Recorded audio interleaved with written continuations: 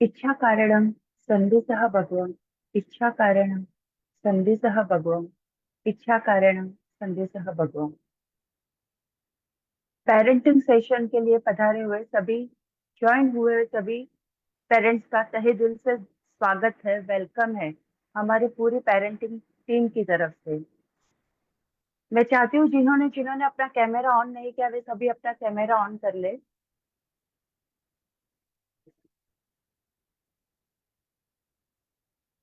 Thank you so much.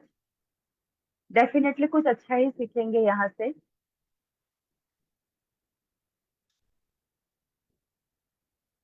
आज्ञा लूँ दीदी।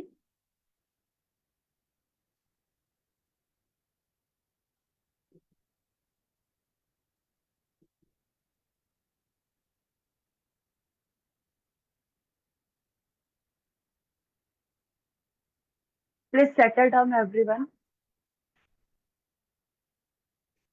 हाथ जुड़े हुए, आंखें कोमलता से बंद। इच्छा कारणं सन्धिसः भगवम् इच्छा कारणं सन्धिसः भगवम् इच्छा कारणं सन्धिसः भगवम्।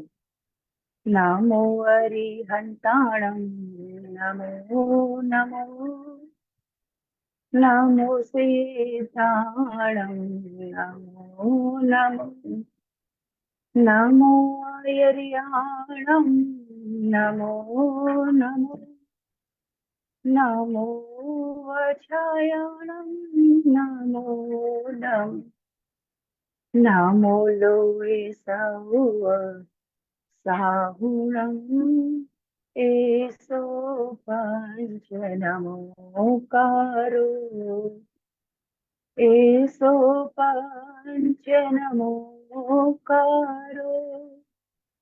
सर्वपावपणा सणो मङ्गलाणं च सौवेसिं परमं हवै मङ्गलम् मङ्गलाणं च सौवेसिं परमं हवै मंगलम। वो तीर्थंकर परमात्मा, वो आराध्य गुरुदेव, मेरी अनंत अनंत अनंत श्रद्धा के धाम पूज्य से प्रवीण ऋषि जी महाराज साहब आपके चरणों में खुद को समर्पित करते हैं।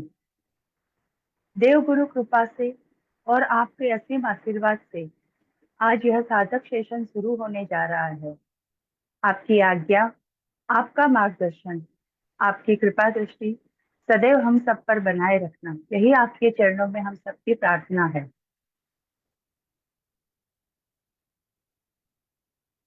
जय Jinendra everyone. I hand over to Namrata दी।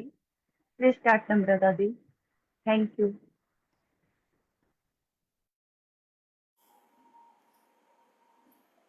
जय जिनेन्द्र सभी को। मैं Namrata Rupesh Parak, Aarambh parenting trainer since 10+ years.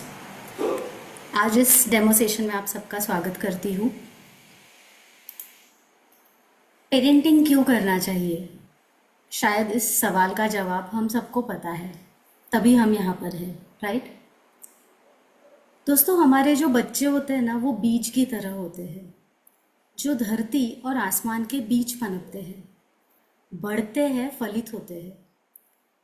उस बीज का जो सफ़र होता है, बीज से फल बनने का, उसे पेरेंटिंग कहते हैं, जो मम्मी और पापा दोनों मिलकर तय करते हैं। और वह जब सर्वश्रेष्ठ बन जाता है,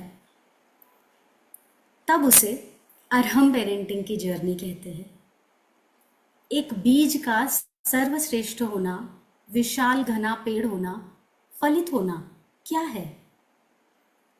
जब हमारा बच्चा सर्वगुण संपन्न हो, उसके साथ का हमारा जो रिश्ता है उसमें श्रद्धा हो, वह अपने जीवन को सफल बनाने में समर्थ बन जाए, यही हम सब चाहते हैं, राइट? तो आइए जानते हैं गुरुदेव से कि किस तरह से हम इस बीज को, अपने बच्चे को एक सफल और समर्थ जीवन दे सके। प्रेमल भैया, I request you for Gurudev.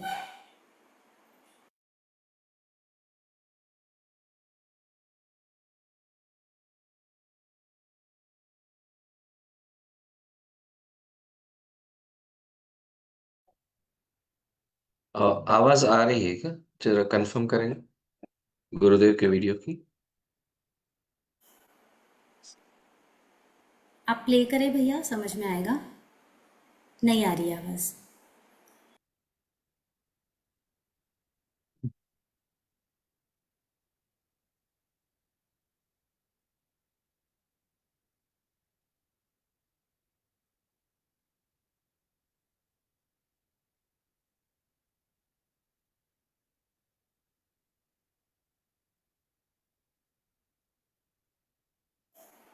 Maybe you can reshare it.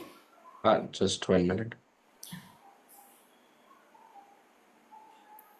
So friends, ये बहुत ही एक प्यारा वीडियो है गुरुदेव का, जिसमें गुरुदेव हमें समझाते हैं कि क्या है अरहम पेरेंटिंग और किस तरह से मम्मी और पापा दोनों मिलकर इसे सर्वश्रेष्ठ बना सकते हैं।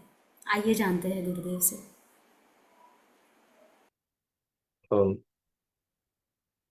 आवाज नहीं। दिव्या जी, आप है क्या available? Can you please try? I'll try.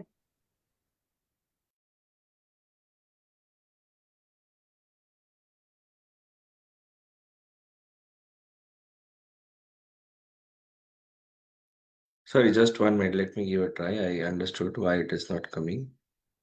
Yes भैया, नो प्रॉब्लम। Okay, हाँ। भैया।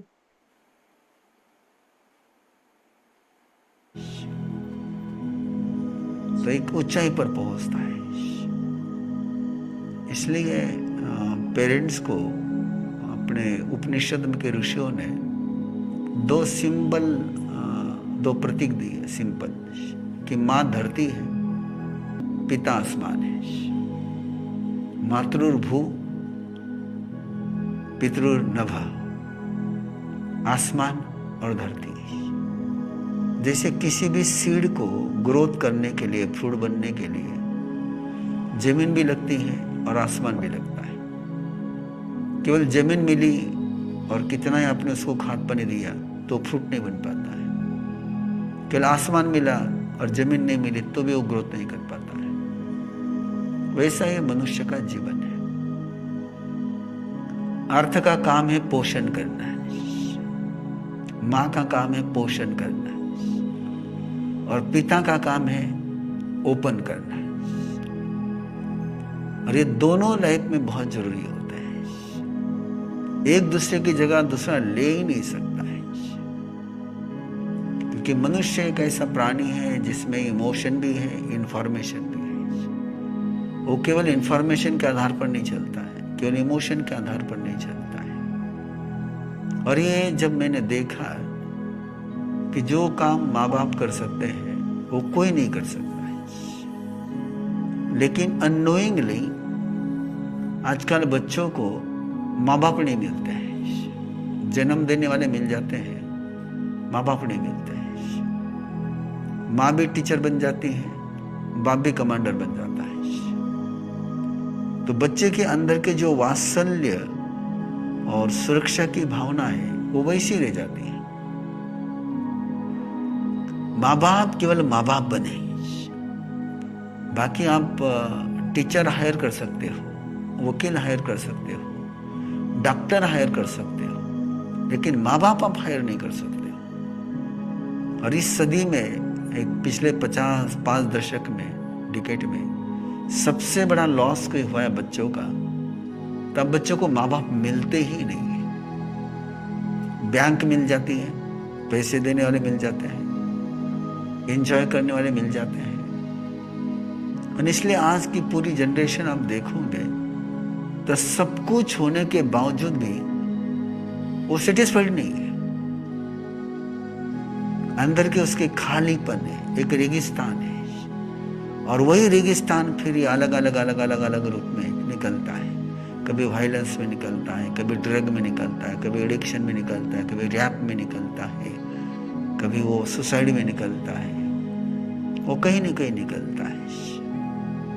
इसलिए अरहम पेरेंटिंग का एक प्रोग्राम बनाया कि जिसमें माँ बाप को माँ बाप बनने की ट्रेनिंग देता हूँ। और सबसे बड़ी जरूरत किसी की ट्रेंड होने की है तो माँ बाप की ट्रेंड होने की है। पूरी जिंदगी बच्चों की जिंदगी के वो ड्राइवर है, और वही अनट्रेंड होंगे तो बच्चों की जिंदगी में एक्सीडेंट तो होने ही होने हैं। कि बिना ड्राइविंग सीखे कोई यदि ड्राइविंग सीट पर बैठा है तो गाड़ी का नुकसान होना ही होना है। फर्स्ट एग्जाम्पल है कि बच्चे की माँ बाप के प्रति ब्लाइंड फेथ होती है। उस ब्लाइंड फेथ को बच्चा जो कुछ माँ बाप कहते हैं बच्चा without question without logic follow करता है। और एक समय वो आता है कि माँ बाप की हर बात को बच्चा बिना सोचे इनकार कर देता है, सुनता ही नहीं, इनका स्वीकार ही नहीं करता है। यानी एक ब्लाइंड फेथ से ब्लाइंड अपोजिशन में पहुंच जाता है, ब्लाइंड रिबेल बन जाता है, वो ब्लाइंड विरोधी बन जाता है कि माँ बाप ने कहा इसका मतलब सुनना ही नहीं। एक समय था कि माँ बाप ने कहा यानी सुनना, और दूसरे किनारे पर पहुंचा कि माँ बाप कहे वो सुनना ही नहीं। ये कहां से हुआ, कैसे हुआ?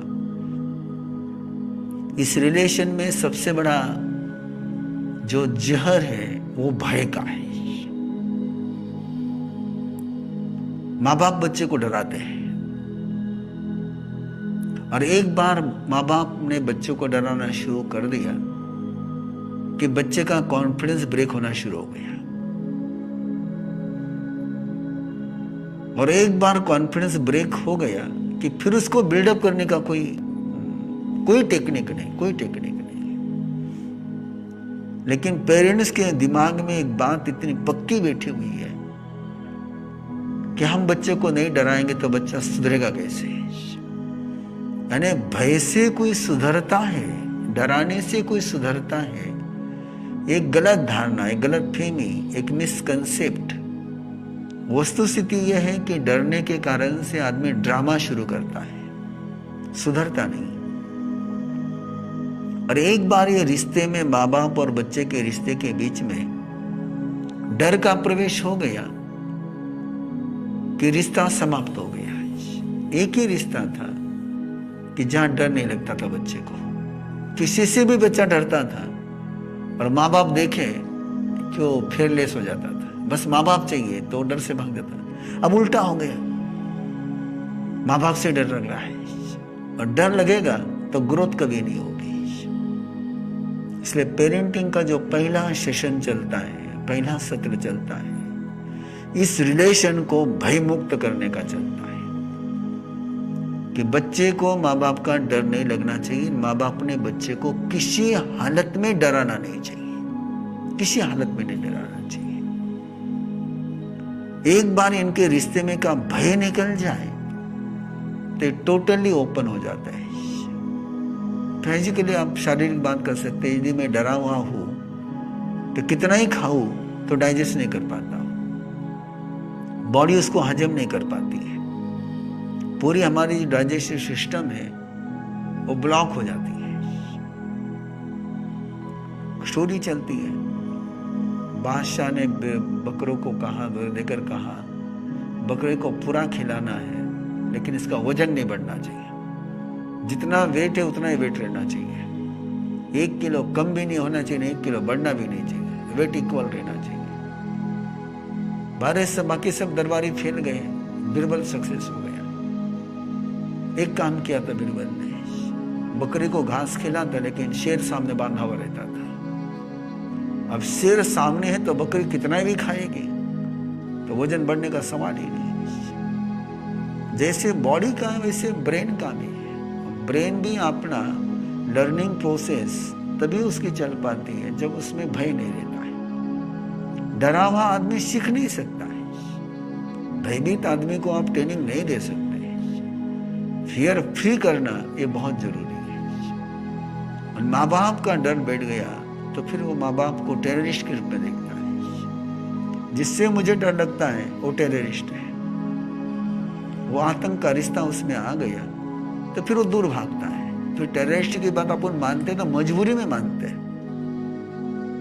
जिस दिन मजबूरी समाप्त हो जाती है हम टेररिस्ट के साथ फाइटिंग शुरू करते हैं। आज यदि बच्चे माँ बाप के खिलाफ खड़े हैं हम देखते हैं तो उसका एकमेव कारण है माँ बाप ने बच्चे को बचपन में बहुत डराया, हर बात पर डराया। इसलिए आरंभ पेरेंटिंग में मैं पहला ही मंत्र देता हूं कि तुम्हारा रिश्ता अभय का होना चाहिए। तुम्हें देख करके बच्चे के मन का सारा भय निकल जाना चाहिए। फिर आगे सिखाता हूं उनको कि बिना डराए बच्चे को ट्रेन कैसे करना है, बिना डराए बच्चे को कैसे करेक्शन करना है, बिना डराए बच्चे की मिस्टेक दूर कैसे करना, कि अनुशासन तो करना है, शासन भी करना है, लेकिन बिना भय के करना है। और बिना भय का जब शासन शुरू होता है तो बच्चे की ग्रोथ बहुत नेचुरल हो जाती है। उसके 4-5 सूत्र में उनको सिखाता हूं कि पहला है कभी भी किसी भी हालत में बच्चे को डराना नहीं। बच्चे को कमेंट्समेंट दिलाता हूं उनसे, उनके सिर पर हाथ रखते हुए कि माँ बाप बच्चे के साथ कमेंट करें कि हम यहां से आगे तेरे पर गुस्सा नहीं करेंगे, तुझे डराएंगे नहीं, हर हाल में हम तेरे साथ खड़े रहेंगे। और बहुत मिरेकल रिजल्ट उसके आते हैं। इतने कमिटमेंट के एक बाउंडिंग हो जाती है और बच्चे बिना मोटिवेट किए माँ बाप को कहते हैं कि हम भी आपको गुस्सा करने का मौका नहीं देंगे, हम भी आपकी बात सुनेंगे। वो कमिटमेंट चलेगी। उसके बाद दूसरा जो आजकल का एक तरीका है, बच्चे के सामने माँ बाप के रूप में कम आते हैं, हीरो हीरोइन के रूप में ज्यादा आते हैं, पति पत्नी के रूप में ज्यादा आते हैं। तो वो जो बच्चे के पास एक माँ बाप का कैरेक्टर, माँ बाप की इंप्रेशन जाना चाहिए तो वो जाता ही नहीं है। इसलिए मैं उनको सिखाता हूँ, बताता हूँ कि तुमने बच्चे के सामने माँ बाप के रूप में आना है। बच्चों को तुम्हें देख करके लगना चाहिए कि हाँ मेरे माँ बाप हैं। तुम एक दूसरे के साथ तुम्हारा जो संबंध है तुम तुम्हारे बेडरूम में रखो, बच्चों के सामने मत करो। अगला सूत्र देता हूं कि बच्चों के साथ जब बात करनी है, चाहे इंफॉर्मेशन देनी हो, चाहे कम्युनिकेशन करना हो, चाहे करेक्शन करना हो, चाहे मोटिवेशन देना हो, कुछ भी करना हो,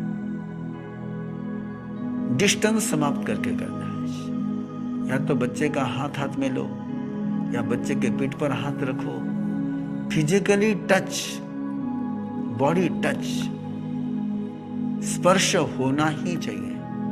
स्पर्श की जो भाषा है वो बच्चा बहुत सही तरीके से समझता है। शब्दों में हम क्या कह पाते हैं? अध्यात्म के मार्ग में सबसे अच्छी दीक्षा जो मानी जाती है वो स्पर्श दीक्षा मानी जाती है, और सबसे पुअर दीक्षा मानी जाती है मंत्र दीक्षा ने शब्द दीक्षा। स्पर्श दीक्षा और मन दीक्षा, मन से दी हुई दीक्षा, इन दो दीक्षाओं का असर बहुत गहरा होता है। स्पर्श किया, आपकी एनर्जी उसके अंदर चलेगी। आप जो शब्दों में नहीं कह सकते हैं वो उसके अंदर पहुंच गया। इसलिए दूसरा मेरा माँ बाप से आग्रह रहता है कि बच्चों से जब भी बात करें उनको स्पर्श करते हुए बात करें। बच्चा बड़ा हो गया, उसकी शादी हो गई, कुछ भी हो गया, तो भी माँ बाप के लिए तो बेटा बेटा ही है, बेटी बेटी ही है।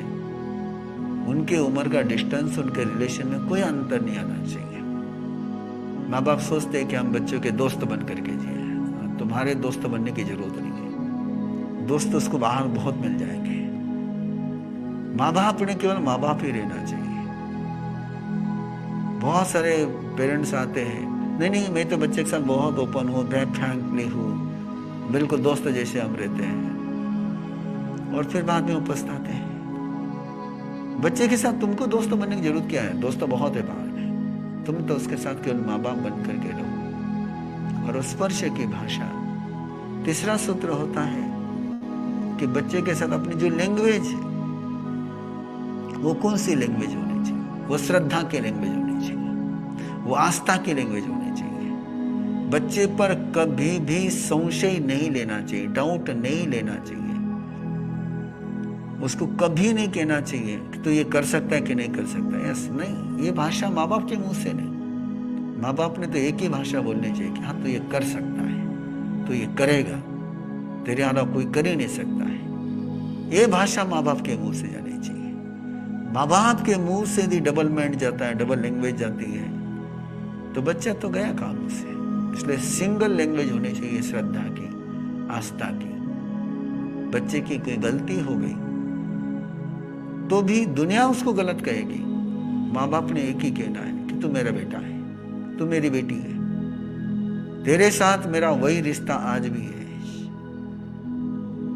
जब भी एग्जाम के रिजल्ट आते हैं तो सुसाइड के न्यूज़पेपर में आती है। लोग सोचते हैं कि बच्चा फेल हो गया इसलिए सुसाइड करे। नथिंग।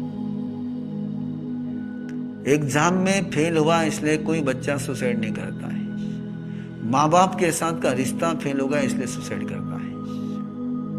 यदि उसको ये विश्वास हो कि मैं फेल होने के बाद भी माँ बाप का वही प्रेम मुझे मिलेगा, आगे बढ़ने के लिए वही एनर्जी मिलेगी, तो बच्चा कभी सुसाइड नहीं करता है।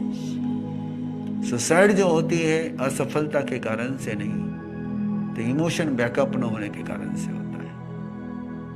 आजकल एक नया तरीका चला हुआ है, बच्चे को गिरने का मौका ही नहीं देते हैं। वो बाबा गाड़ी में खड़ा कर देते हैं उसको चलने के लिए, और कहते बहुत सेफ है, बहुत सुरक्षित है,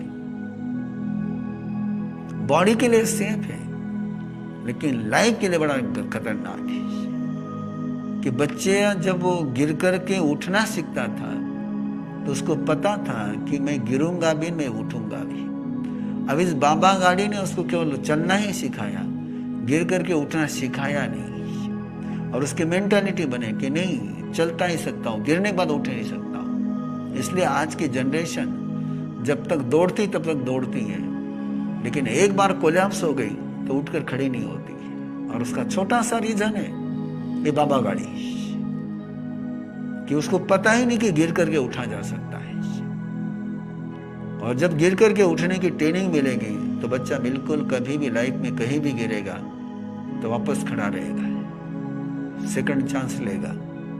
इसलिए मैं बाबा गाड़ी के खिलाफ हूं कि बाबा गाड़ी ये माँ बाप को फ्री करने का सूत्र है, लेकिन बच्चे का डेवलपमेंट में उसकी जो इमोशनली डेवलपमेंट है, उसकी जो कैरेक्टर की डेवलपमेंट है, उसकी जो रीजन की डेवलपमेंट है, ये बाबा गाड़ी सारी समाप्त कर देती है। चौथा, माँ बाप को मेरा आग्रह पूर्वक कहना रहता है, अपने संतति को समर्थ बनाने का सोच रखो, सुखी बनाने का सोच मत रखो। आपकी संतति समर्थ होनी चाहिए। आजकल की वो एक बच्चा, दो बच्चे के कारण से माँ बाप का एक सोच बन गया है कि मैं बच्चों को सारा सुख दे दो, सारा सुख दे दो, सारा सुख दे दो। और सुख देने की उस उलझन में बच्चे को समर्थ बनाना भूल गए। तो बच्चा सुखी तो हो जाता है लेकिन समर्थ नहीं हो पाता है। समर्थ होकर के सुखी हो सकता है, लेकिन सुखी होकर के समर्थ नहीं बन सकता है। इसका मतलब ये नहीं कि बच्चे को टॉर्चर करना है, लेकिन बच्चे को समर्थ बनाना है, उसकी शक्ति की डेवलपमेंट करनी है। पांचवा सूत्र होता है पेरेंट्स के लिए कि अपने सपने कभी बच्चों पर लादने नहीं। तुम जो नहीं बन सके वो बच्चों को बनाने का प्रयास मत करो। बच्चा जो बन सकता है वो पहचानो, उसके अंदर की स्किल पहचानो, और वो जो बन सकता वो बनने के लिए तुमने उसको बल दिया तो शिखर पर पहुंच सकेगा। और तुम जो बनाना चाहते हो उसको बनाओगे तो मशीन बन जाएगी।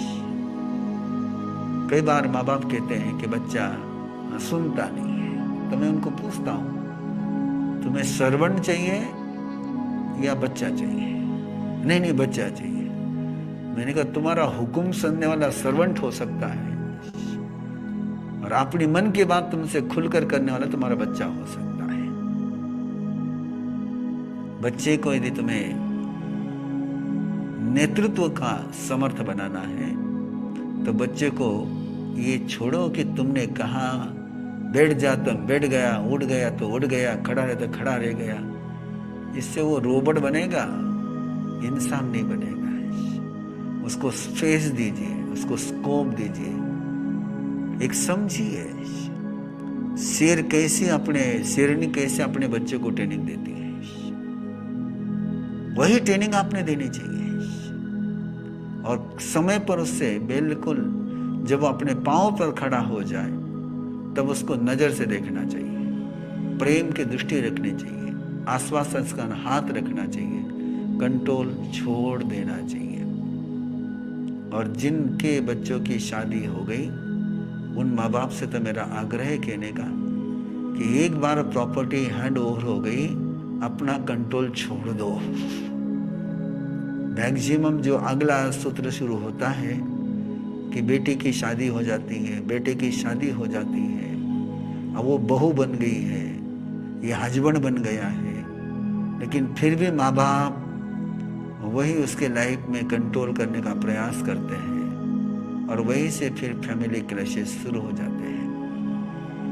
पेरेंटिंग से बढ़कर के मनुष्य के जीवन में सौभाग्य का अवसर कोई नहीं है, लेकिन without training, without understanding, without proper knowledge आज पेरेंटिंग से बेटर टॉर्चरिंग रिलेशन कोई नहीं रहा है। जो रिलेशन सबसे पावरफुल हो सकता है, जिसको हमारा कल्चर, हमारी संस्कृति कहती है कि मातृदेवो भव, पितृदेवो भव।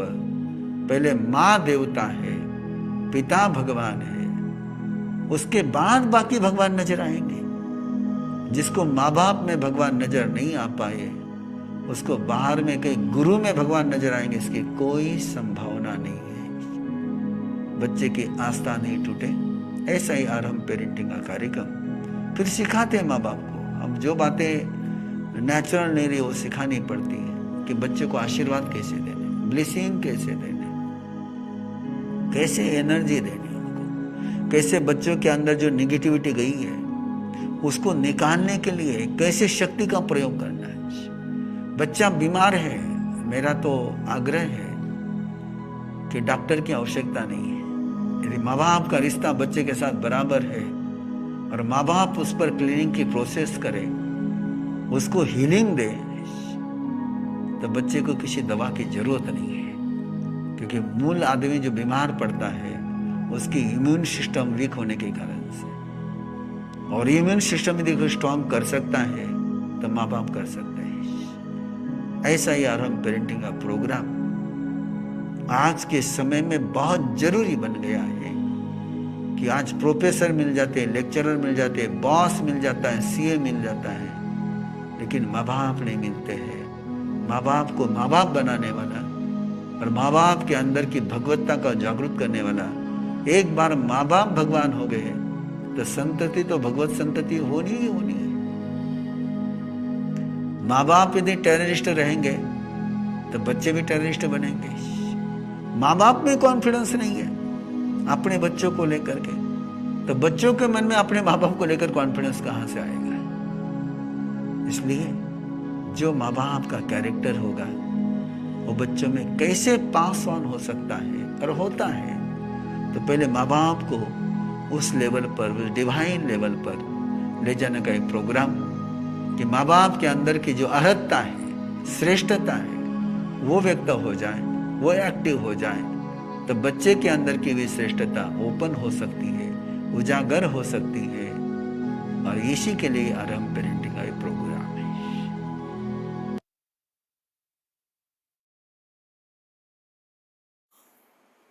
सो फ्रेंड्स, गुरुदेव ने सभी आयामों को बहुत ही अच्छे से हमें समझाया और बहुत ही इजी लैंग्वेज में हमें समझाया। राइट फ्रॉम चाइल्डहुड टिल हमारे बच्चों की शादी हो जाए तब तक हमारा पेरेंटिंग चलते रहता है, इनफैक्ट उसके बाद भी, और वो भी आरंभ पेरेंटिंग में गुरुदेव सिखाते हैं। किस तरह से एक अच्छे और पूर्ण परवरिश के लिए हमें क्या करना है, इसको हम जानेंगे। जब हमारे बच्चे छोटे होते हैं तब बहुत सी बातों का हम ध्यान रखते हैं। उनके खाने पीने का, उनके उठने के समय का, उनके सोने के समय का, उनकी हर छोटी छोटी ज़रूरत, उनको क्या खिलाना है, कैसे खिलाना है, everything we take care of. लेकिन जैसे जैसे ज़िंदगी आगे बढ़ती है, बच्चे बड़े हो रहे होते हैं, उनकी ज़रूरतें भी बदलती हैं। अब उनकी बदलती ज़रूरत और बदलता समय, यहाँ पे फ्रिक्शन आता है।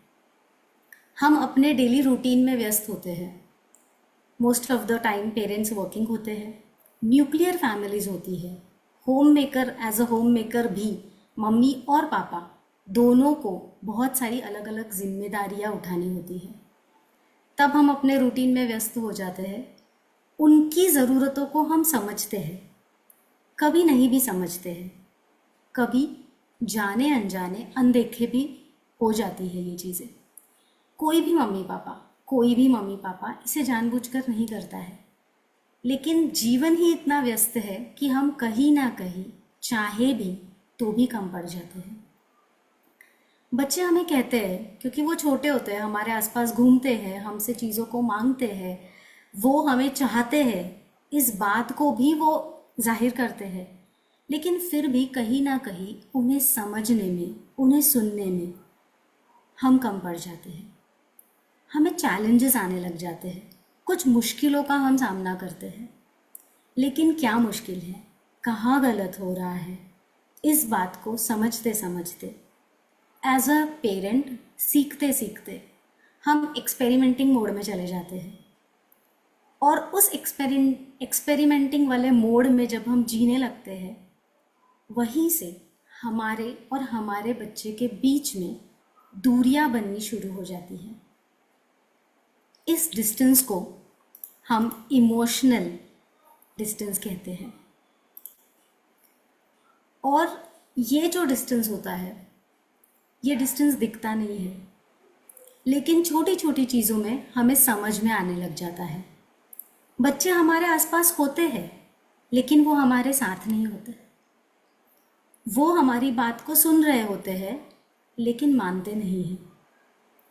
ऐसी छोटी छोटी चीज़ों को हम डेली रूटीन में एक्सपीरियंस करना शुरू करते हैं।